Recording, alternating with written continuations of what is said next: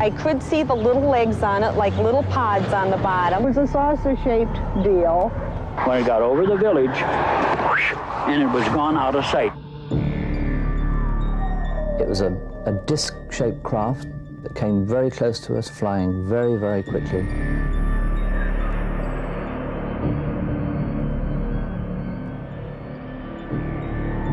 It appeared to be of a pyramid or tetrahedral shape, and it was observed by thousands of witnesses. I've seen it. I know what I've seen. I'm a believer in it.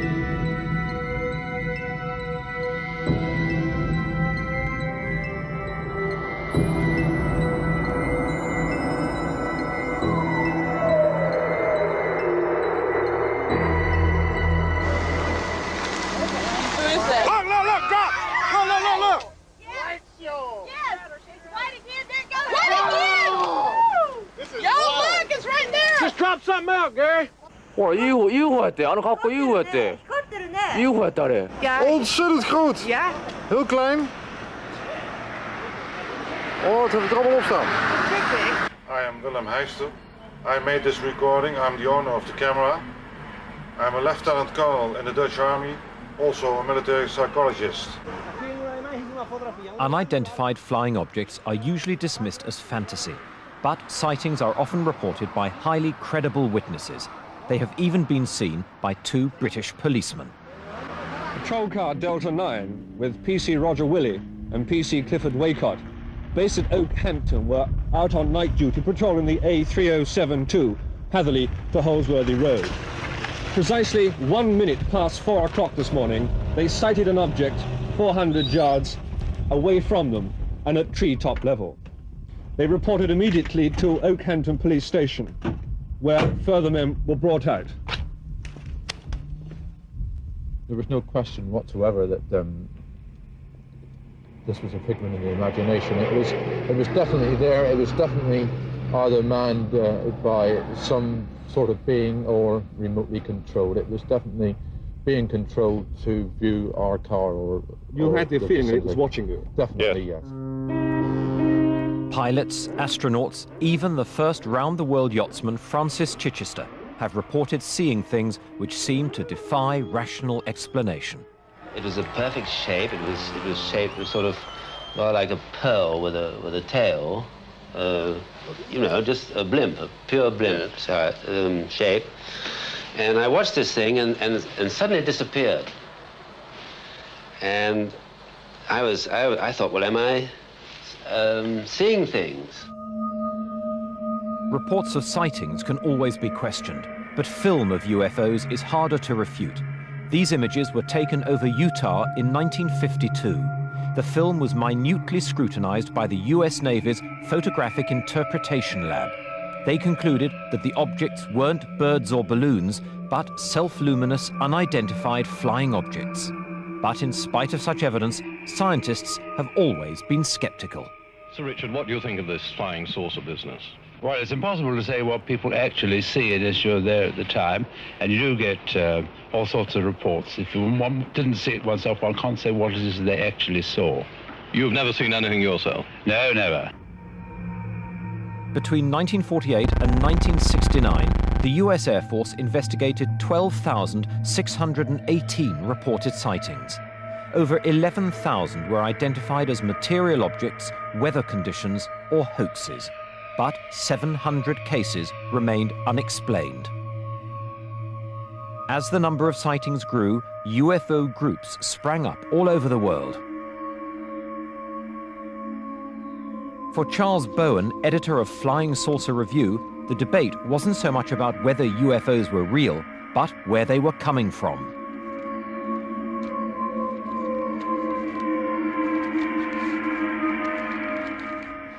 You don't think it's possible that they could come from another planet within our solar system? It is possible, but things seem to point otherwise. This means they come a very long way. Indeed. You think this is still quite possible? This is several light years, isn't it, from the nearest? Well, we must get round to the way of thinking in terms of non-man-made machines, something more sophisticated than we have ever produced. This film was shot in the United States in 1965. The image became world famous overnight. But was it genuine or a hoax? Like so much of the visual evidence, it's hard to prove one way or the other. Mr. Trench, most people like yourself who have come to believe in flying saucers seem to be, in a sense, uncritical, in that they say, right, we accept all the sighting reports we've seen, we accept the films we've been shown, but they haven't, on the whole, got their own first-hand experiences. Have you? Have I actually seen one? Yes, I have seen one. I saw one in 1963 in London from my flat. One that satisfied you beyond all reasonable doubt? Yes, to the best of my knowledge, it was nothing that could be rationally explained as being from this earth.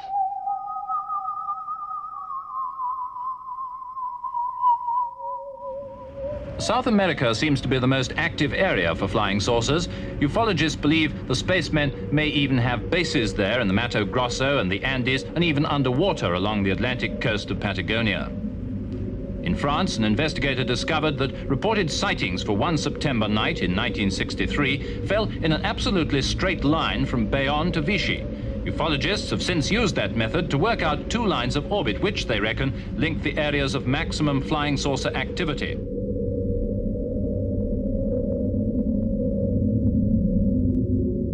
Gordon Crackey from the British Foreign Office had his own theories.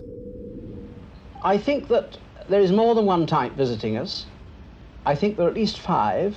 I'm talking of types of beings, not types of craft. There are about 30 types of craft. I think a minimum of 5 types of beings are coming, and possibly 8. And I think that some of them may be friendly and some may not be.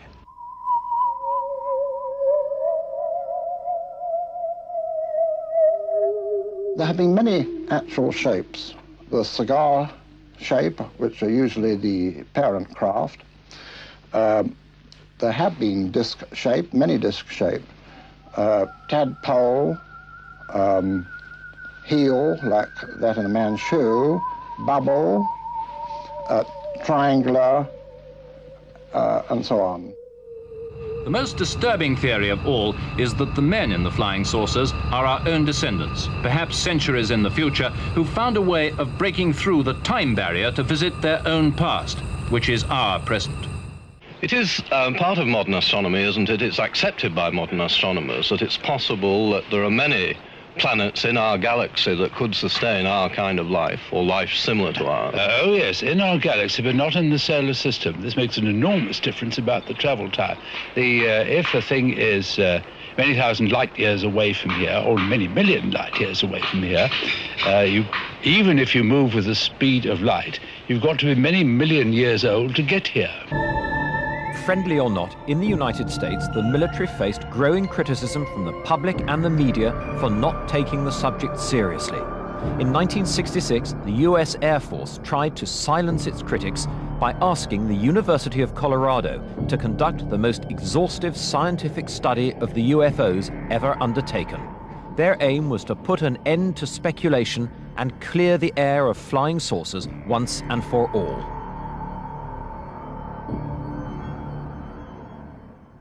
Author and UFO expert Timothy Good has closely studied the Air Force report. If you actually read the scientific study, which is a very, very long book, it's quite clear that a relatively large percentage of the cases investigated by specialists, by scientists in specific disciplines, were unexplainable. I think something like 30% of the 117 cases examined by the Colorado University Commission were unexplainable. The report satisfied the military establishment, but it didn't stop the sightings.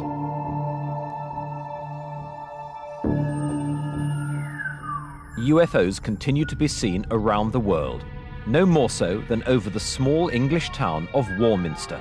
During the 60s, it became the UFO capital of the world.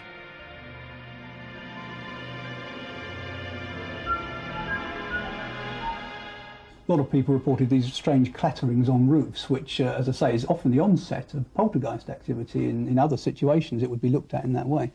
And there were many sightings of people outside the towns. People would be sort of walking in the fields, and they'd see someone who would just fade away or disappear, very ghost-like.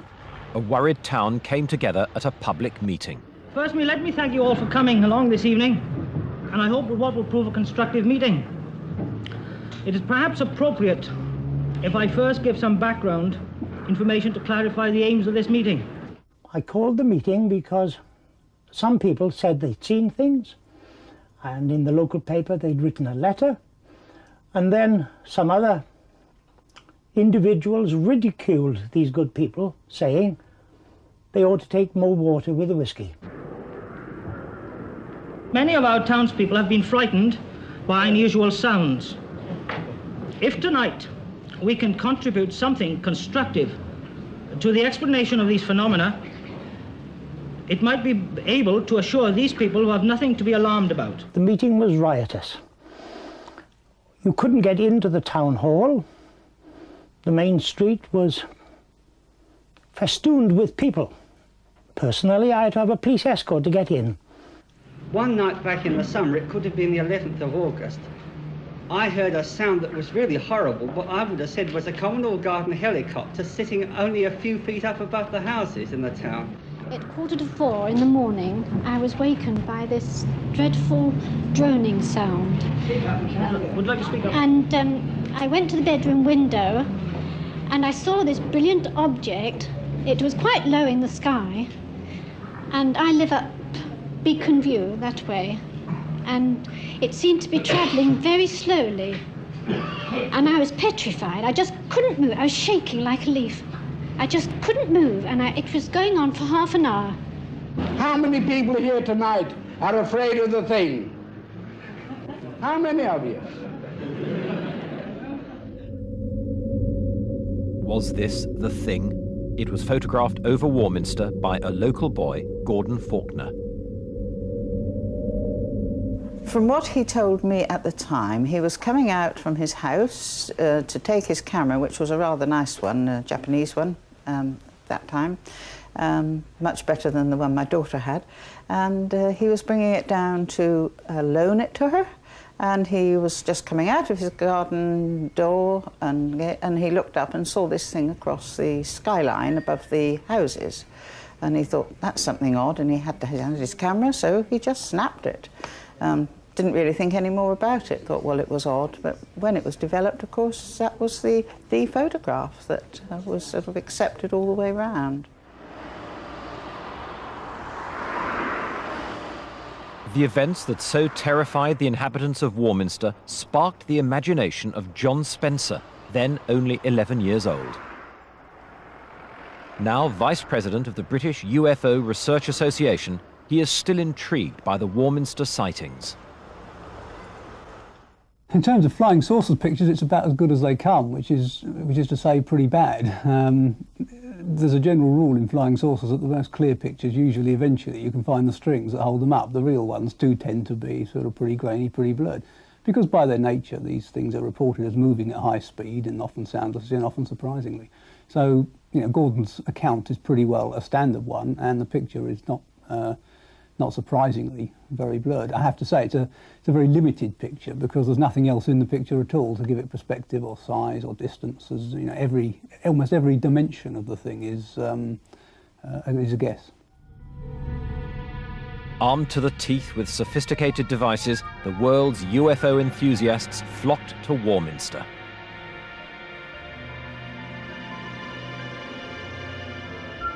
Every night, sky watchers crowded onto the hills, determined to catch a glimpse of an extraterrestrial.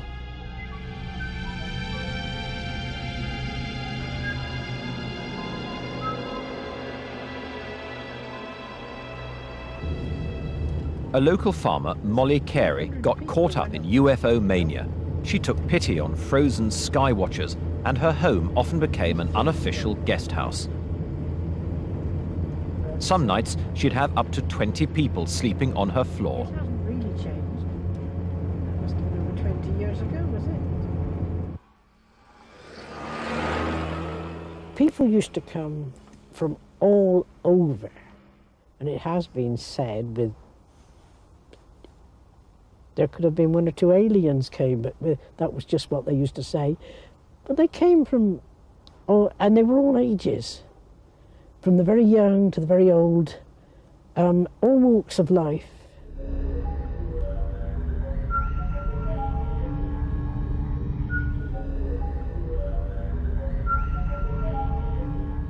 I remember the UFO flap down in Warminster back in late 1964, I think it started, and it went on in through 1965 through 1967.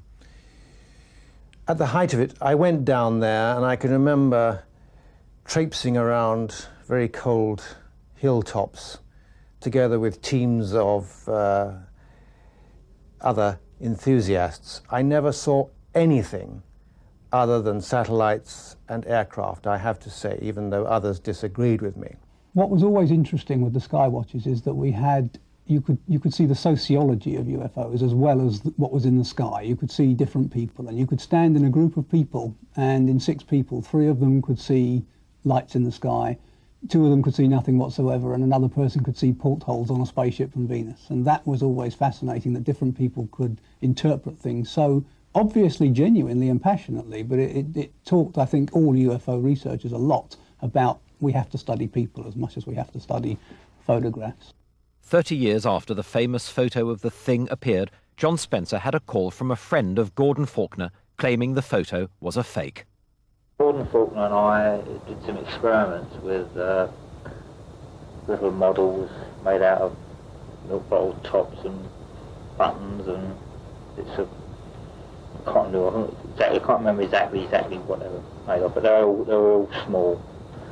They were trying them in the air, taking photographs, trying to get a rough idea as to how small you could get. The film being developed by somebody local.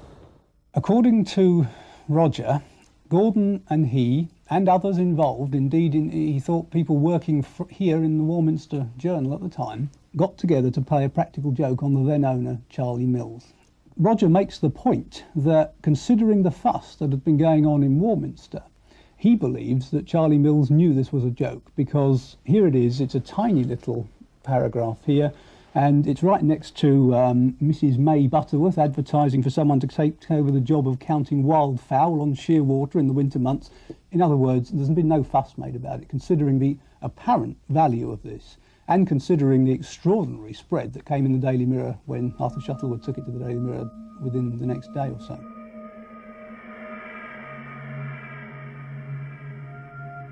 Gordon has always said that it was a genuine photograph, and I've never sort of disbelieved him, because he's a very keen photographer, does a great deal of photography. But I have never doubted him for one moment that he took a genuine photograph of something that was very odd at the time. If anyone can prove that Gordon Faulkner is telling the truth or lying, or that Roger is telling the truth or lying, it won't make any difference to the impact this photograph had. Whether it was milk bottle tops and buttons, or whether it was a genuine UFO, the picture centred attention on Warminster.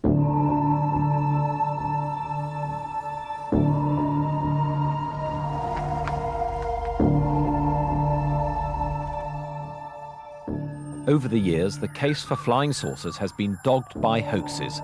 This craft was seen by hundreds of witnesses who were convinced it was real.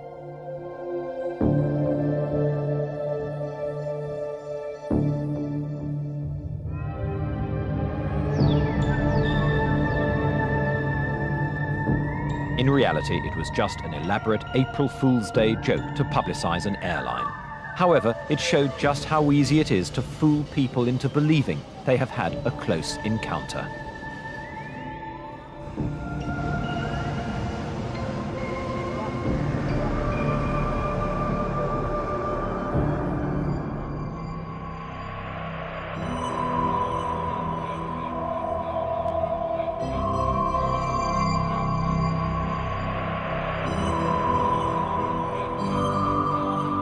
Photos and fleeting sightings can easily be explained away, but in the 1980s, the story took on a new dimension. Strange crop circles began to appear in Wiltshire, England, just a few miles from Warminster, the centre of UFO activity 20 years earlier. Even some die-hard skeptics were puzzled.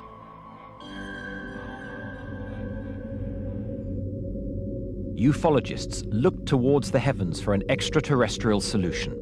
They hoped to see circles being formed and catch a glimpse of what or who was creating them.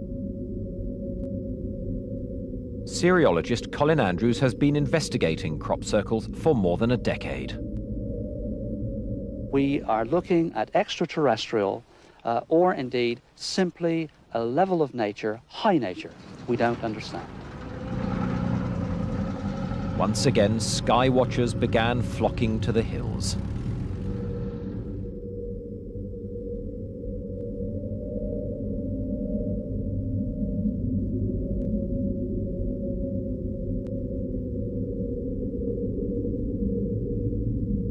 I believe that the UFO phenomena and the crop circles are totally connected, and it's to reawaken an ancient knowledge that we've forgotten.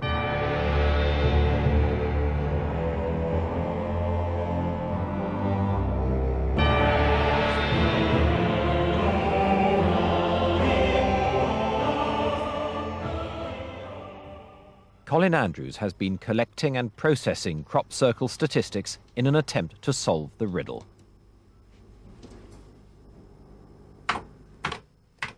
This is indeed a mystery. I've worked with at least 50 scientists and engineers on this over the last nearly 10 years, and there's nobody in the world that's anywhere near an answer to account for this. I believe we're looking at some form of intelligence.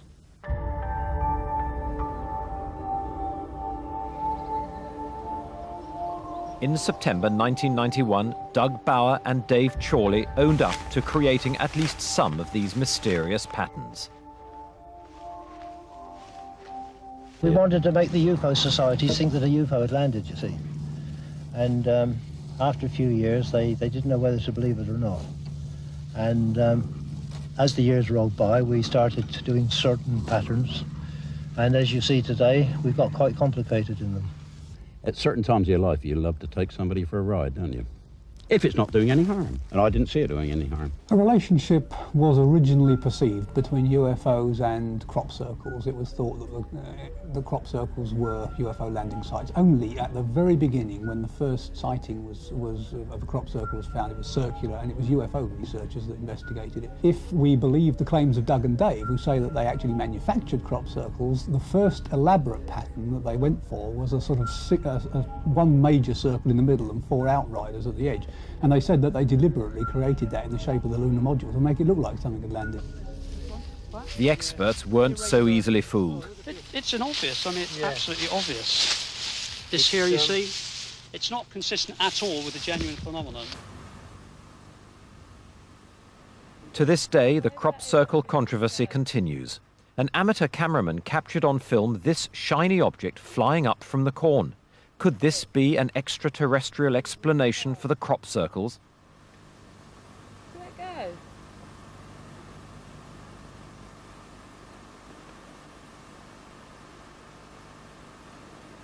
No, where's that piece of paper? It's a bird. What? A shiny bird?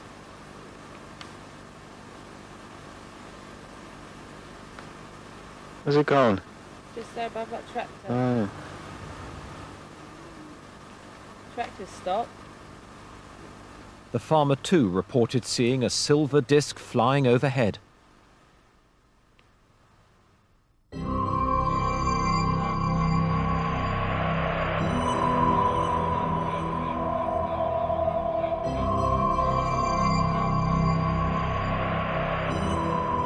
In the late 1980s, the ufologists' attention switched to Florida and the town of Gulf Breeze. Over the dunes. Oh my God. There she is. There she is, right there. Oh my God. In 1987, this small coastal town in America was overtaken by UFO fever. Like Warminster, the UFO sighting put Gulf Breeze firmly on the map. Watching it here, kind of solid in the sky right there. That's the tower way back beyond. Local property developer Ed Walters took this video in 1993 while walking along the Pensacola shoreline. Oh my God, just hovering right there. Bob Urschler, an aerospace technologist, was intrigued by the stories coming out of Gulf Breeze and went to look for himself. It was at night the first time Ed and I were driving in his truck just across the bridge here to Pensacola. And as I'm sitting in the passenger seat looking across at Ed, I noticed just out through the window this extraordinary object, really, that was just above the water. You could even see the glow of the light on the bottom of the craft reflecting off of the water surface, which was kind of ripply. And it was such a shock, really, to see exactly what was in the photographs that I had been analyzing for the past year. And I'm asking Ed, what is that?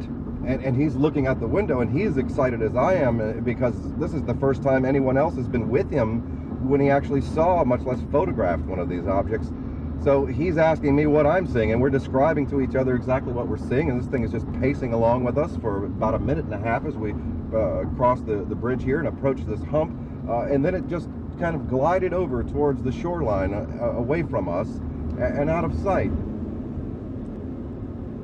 Urschler had studied dozens of pictures of Gulf Breeze sightings. Seeing one for himself dispelled any remaining doubts about their authenticity. It was no longer an issue of, was it real? It was indeed real. It was a real solid object that could perform physical characteristics of aerodynamics that was absolutely foreign to aerospace technology as I knew it. Ed Walters took some spectacular pictures of what he saw above his home. To many people, they were convincing proof that flying saucers are real.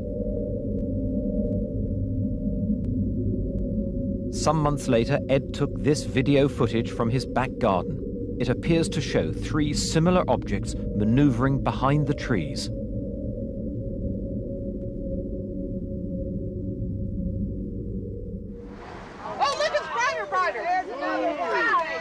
Some of his neighbors also captured extraordinary images. These were taken by Anne and Bruce Morrison.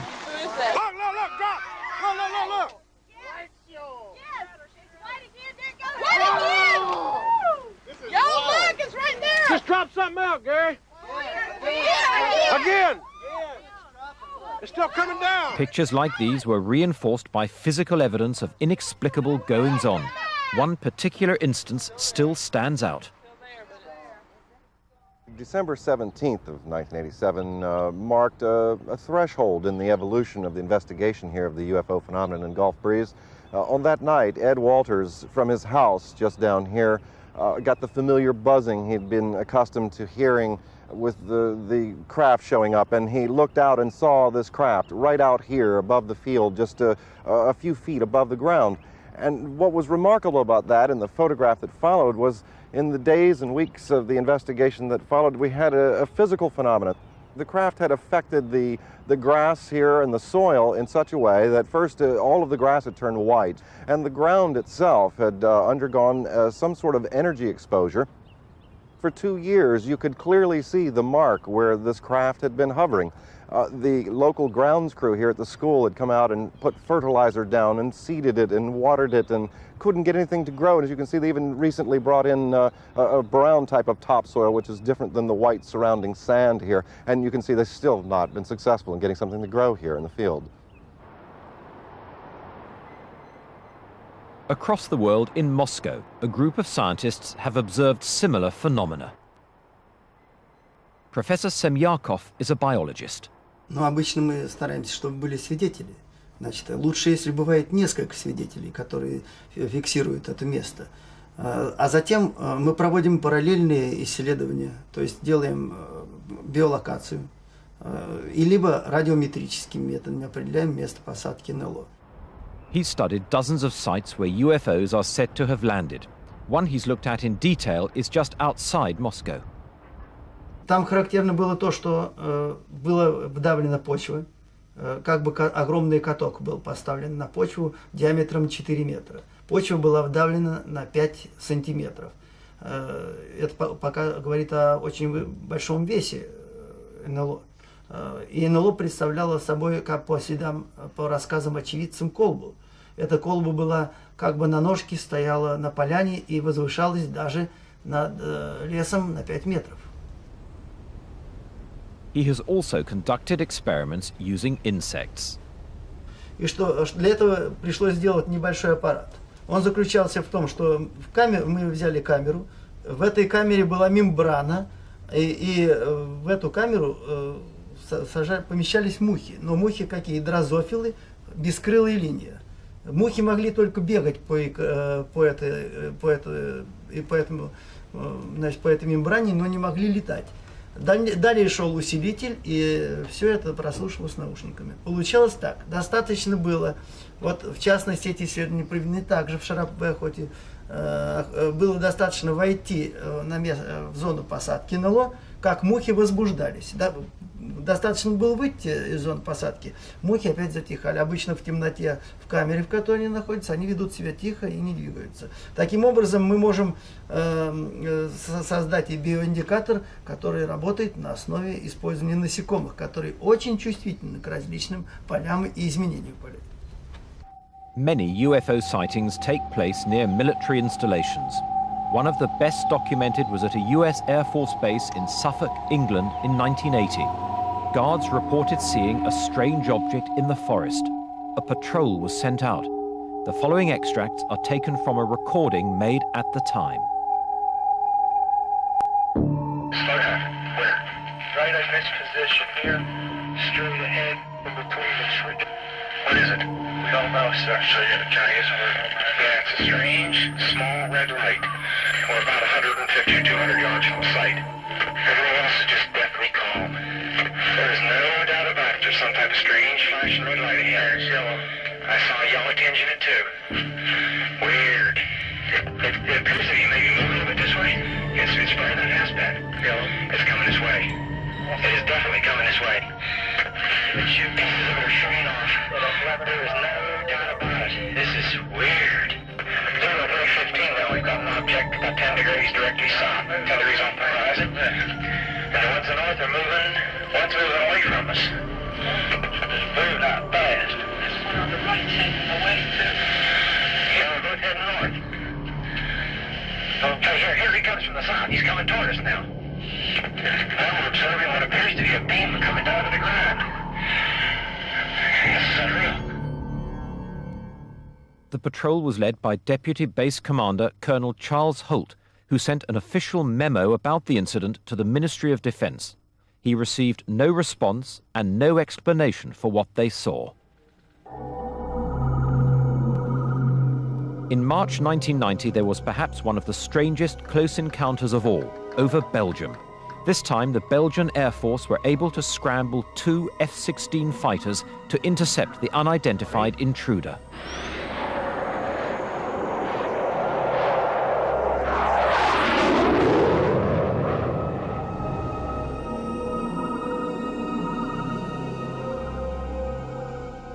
Closing on their target, the pilots locked their radar onto the object.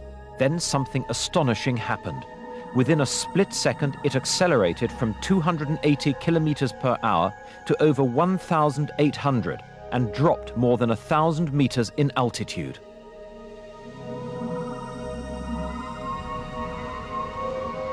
The force created by such a maneuver would be 4 times greater than the human body can withstand. Unable to match the speed of the UFO, the 2 F-16s returned to base.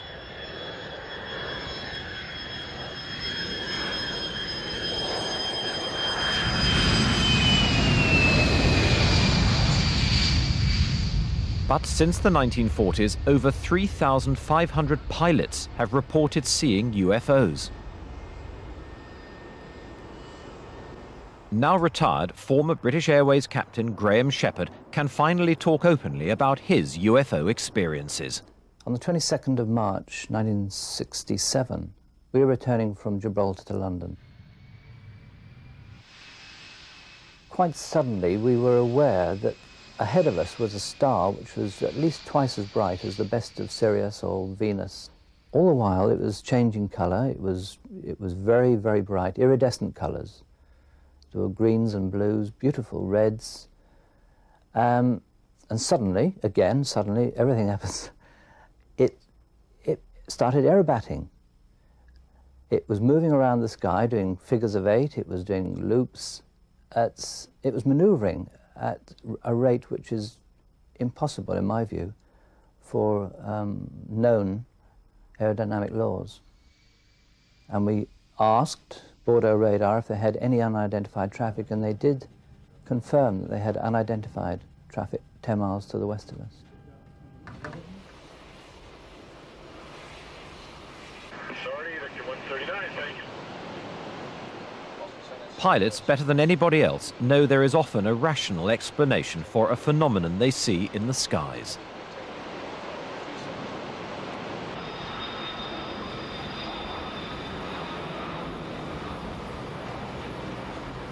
We see a number of things from the flight deck. Other aeroplanes, we see reflections from the ground.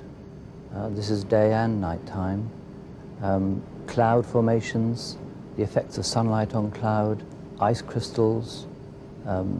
At higher levels, it's quite common to see satellites. Visibility is excellent. It's a very wide angle of view laterally and vertically. We run a very objective, continuous check, if you like, of things that appear outside the aeroplane. And in doing so for thousands and thousands of hours, one builds up quite a bank of experience. Graham's second sighting was even more dramatic. We were on a routine daylight flight back from Scotland to London Heathrow in a Vanguard, cruising at about 24,000 feet. We just transferred from the Scottish controller to the Preston radar controller, made our normal routine radio calls, and within minutes, the Preston radar controller alerted us. He told us we have opposite direction traffic in the airway, very fast moving, unknown. Immediately, of course, we looked out of the flight deck straight ahead of us to the 12 o'clock position, and into view came a disc-shaped craft. It was shaped like a discus, shining in the sun. A more accurate description would be like a hubcap of an American car. The cupola on the top, diameter about 30 feet, in my view. I was looking down on the craft, the machine, as it came past, flying at very, very high speed. It came to within about a quarter of a mile of us. I was looking down on it, some 200 to 300 feet below us.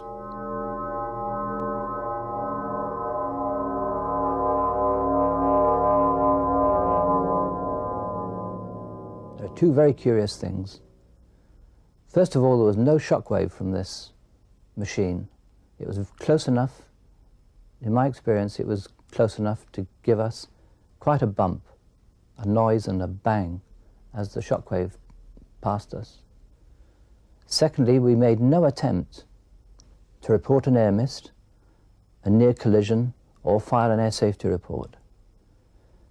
So that not only us as a crew, but the Preston radar controller were aware that its strangeness didn't qualify it for an air miss or air safety report. 25 years on, I feel I've got a long and happy career behind me. And I feel so strongly that the whole subject is, and should be, in the public domain. So I broke ranks, if you like, and decided to talk about it openly to the media. British Airways were apoplectic, is the only word I can use. They gave me lengthy interviews, and they followed up the interviews with a letter which, in all fairness, does describe the conflict that does exist between a subject, the UFOs, which is on the fringe of believability, and the credibility of British Airways captains. British Airways want the least possible controversy. They don't want wacky captains. They don't want wacky crews. They don't want any of the aircrew involved with any subjects which have the slightest possibility of compromise. Since modern UFO sightings began, believers have accused politicians and the military of a cover-up. How much do you think governments have suppressed what they have seen, or what organs like the air forces have seen? It is something that I can't quite frankly prove. You think that the authorities really are suppressing the information? Yes, suppressing, that's true, and not allowing their junior officials to know anything, so they can't tell lies anyway. 5, 4, 3, 2, 1, 0. All engine running.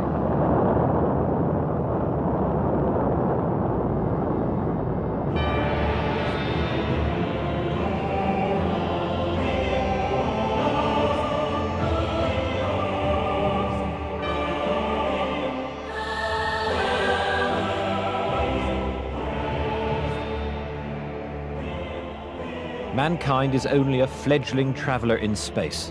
But in just 30 years, we've already landed men on the moon and sent probes to other planets. Are we really the only people out there?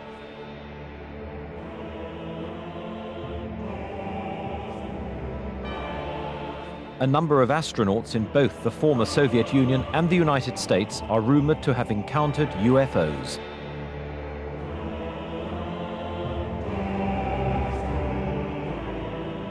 Armstrong is reported to have seen a UFO, or 2 UFOs, on the moon, together with Buzz Aldrin. And a number of people from NASA have come forward with that story, including Maurice Chatelain, who was a communications specialist who helped design the Apollo spacecraft. He confirms that both Armstrong and Aldrin did indeed see UFOs on the moon. I'm not a conspiracy freak as such, but the fact of the matter is that there is an officially acknowledged cover-up of the UFO phenomenon, certainly by the United States authorities. This is easily provable because since the 1970s, thousands of documents on UFOs have now been released by the intelligence community. I'm talking not just about the FBI and the CIA, with which we're all familiar, but the Defense Intelligence Agency, the National Security Agency, the State Department Bureau of Research, the Atomic Energy Commission, Army, Air Force, Naval Intelligence, and several others, all of whom, with the exception of the Air Force, denied any serious involvement in UFOs and denied having any documents. But thanks to the Freedom of Information Act, we know they've been lying. In Washington, D.C., the Federation of American Scientists has been campaigning against what it sees as excessive government secrecy. One of the peculiar things about the secrecy problem is that no one really knows just how many classified documents there are. There is no inventory, there's no catalog or index. What we do know are bits and pieces of the problem, and the bits and pieces are quite sizable themselves. For example, the National Archives reports that it has more than 300 million pages of classified documents from before 1960 alone that are awaiting declassification review.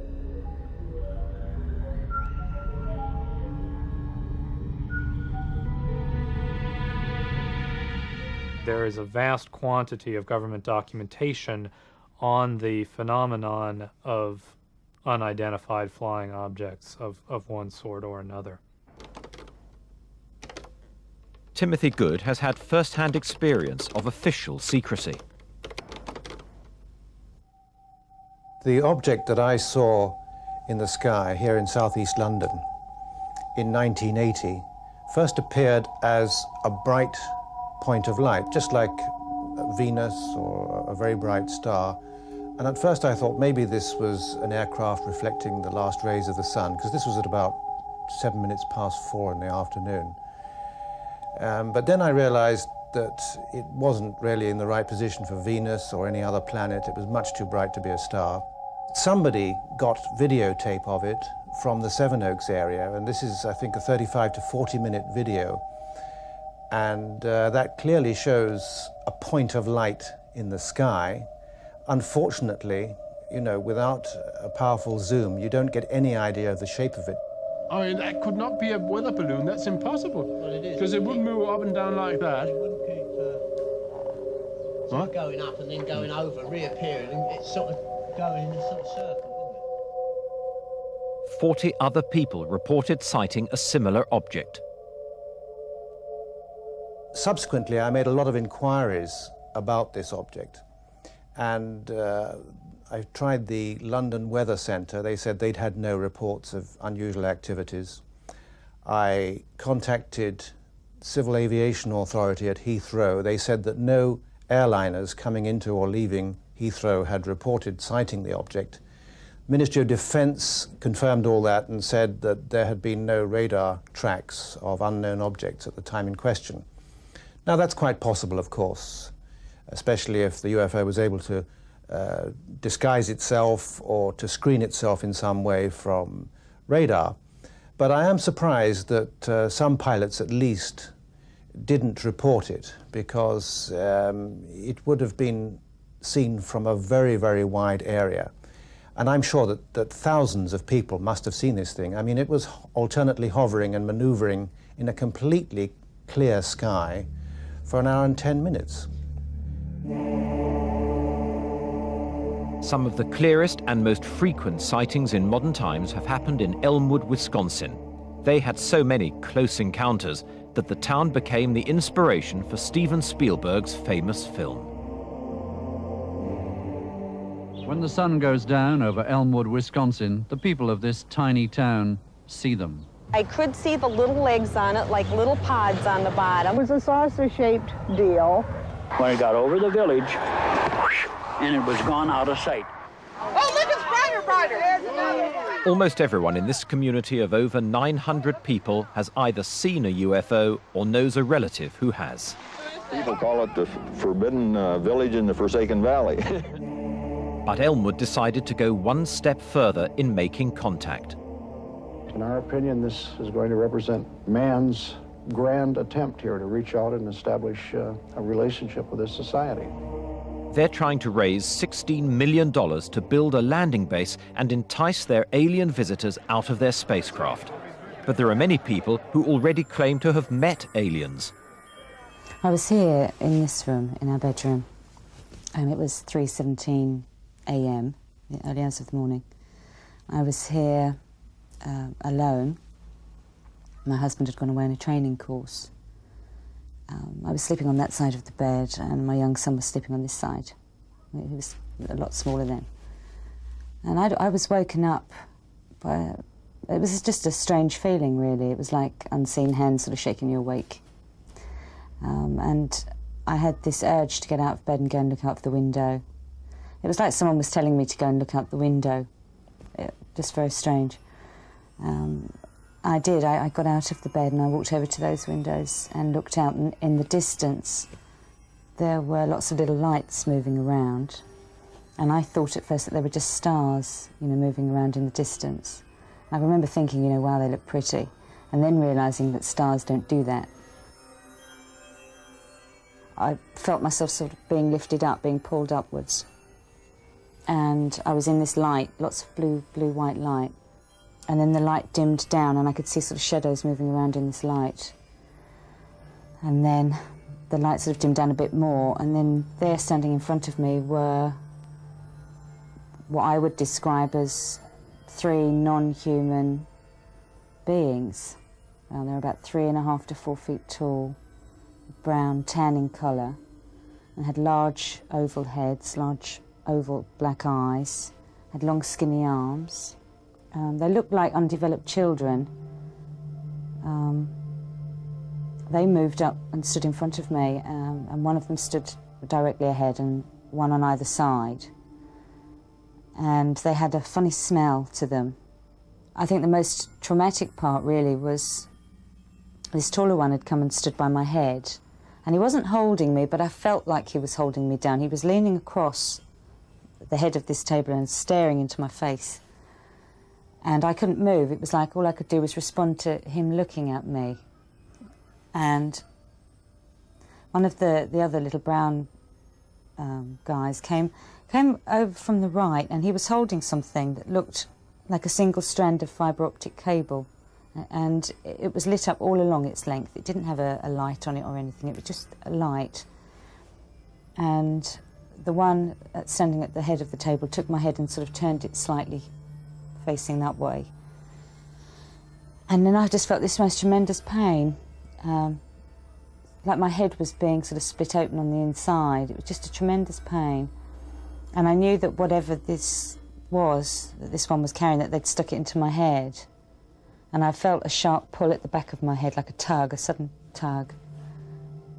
And I was laying on, as I say, laying on this table, and I can remember I'm crying, and the tears are running down my nose and sort of dropping onto my lip, and I can taste them. I can taste the salty tears, you know, and it's not the sort of thing, those aren't the things that happen in dreams. Those are the things that happen for real.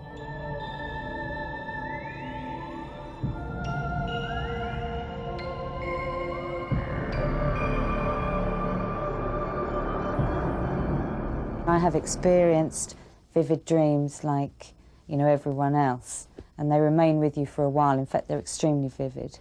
But I have never ever woken up from such a dream or a nightmare with hair missing from the back of my head, a small hole in my navel that was leaking fluid, all the bruises where this, you know, pencil thing had touched me, and this overwhelming sort of memory of smells and sounds.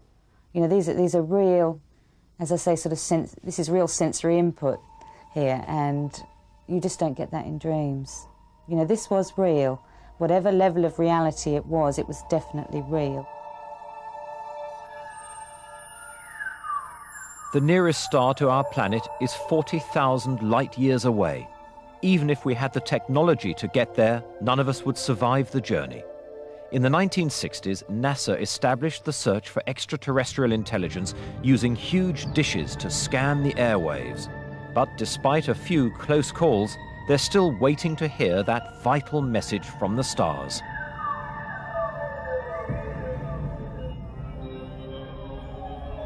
This object was seen in Ottawa, Canada in 1991 and recorded by an unknown cameraman. The object still remains a mystery.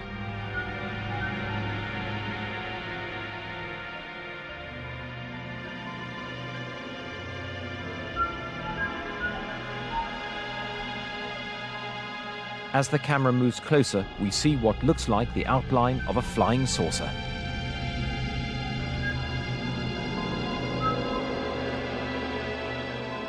I believe UFOs have been going on, if they are natural energies, they've been going on as long as the Earth's been going on. I think it's part of the natural environment of the Earth.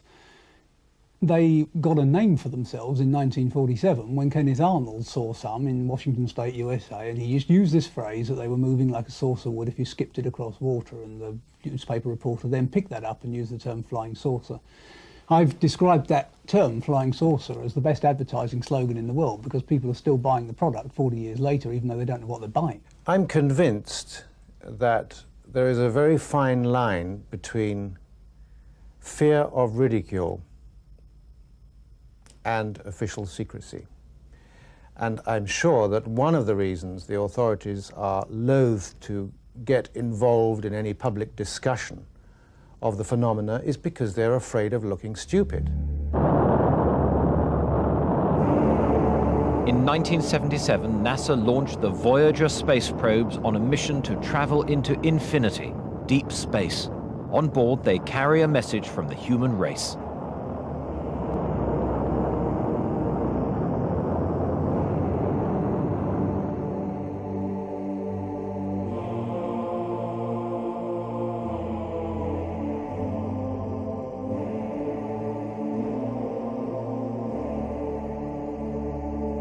In years to come, they too could become mysterious UFOs circling above some far distant planet. How will its inhabitants react to the idea that aliens have been exploring their world, investigating them?